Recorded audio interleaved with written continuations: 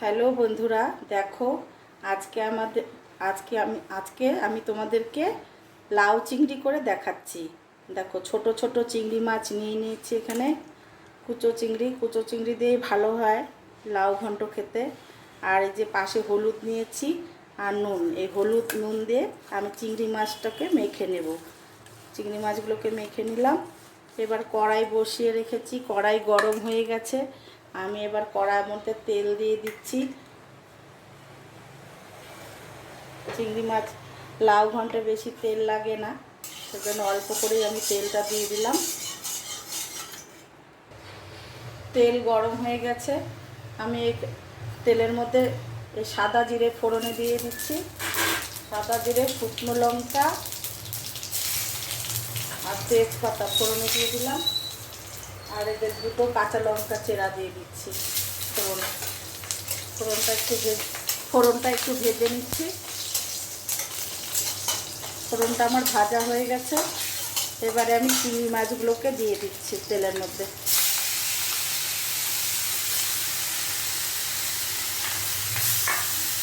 চিংড়ি মাছগুলোকে একটু ভেজে নেব। চিংড়ি মাছগুলো আমার ভাজা হয়ে গেছে। দেখো, চিংড়ি মাছ তো বেশি ভাজে না, একটু হালকা ভাজে। চিংড়ি মাছ আমার ভাজা হয়ে গেছে।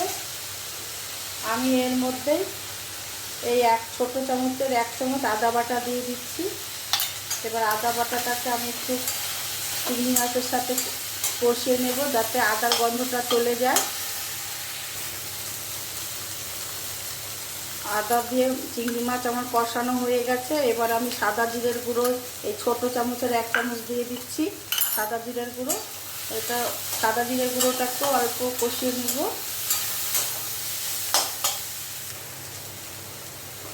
দেখো, আমি লাউ কেটে রেখেছি একদম ঝুরি ঝুরি করে।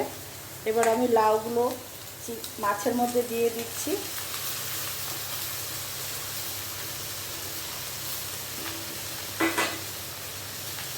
একদম অল্প পরিমাণে আমি হলুদ দিচ্ছি, কারণ আমার লাউতে না আমি একটু হলুদটা কমই দিই, আমার বেশি দিলে ভালো লাগে না, সেজন্য লাউয়ে আমি একটু হলুদ কম দিই।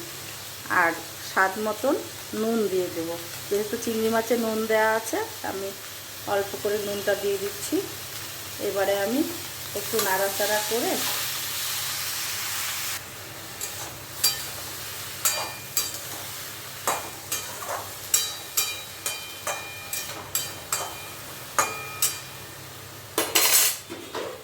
আমি চাপা দিয়ে দিচ্ছি। লাউটা সেদ্ধ হবে আর জলও ছাড়বে। আর গ্যাসের আগুনটা কমিয়ে দিচ্ছি। ঢাকনাটা উঠে দেখি কি হলো।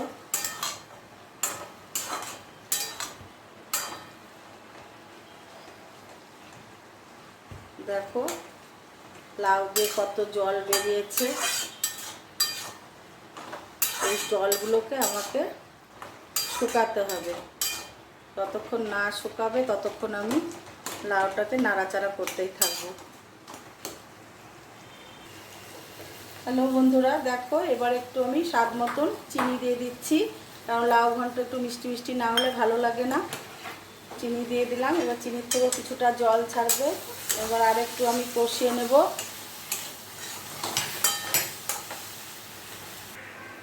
দেখো বন্ধুরা, আমার লাউ ঘন্টটা পুরোপুরি একদম রান্না হয়ে গেছে। এবারে আমি নামিয়ে দেব।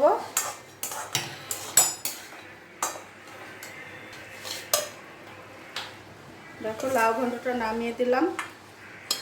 চিংড়ি মাছ দিয়ে লাউ ঘন্ট রান্না করেছি। তোমাদের কেমন লাগলো আমাকে লাইক কমেন্ট করো, শেয়ার করো। সকলে ভালো থেকো, সুস্থ থেকো। দেখো বন্ধুরা কেমন হয়েছে লাউ চিংড়ি।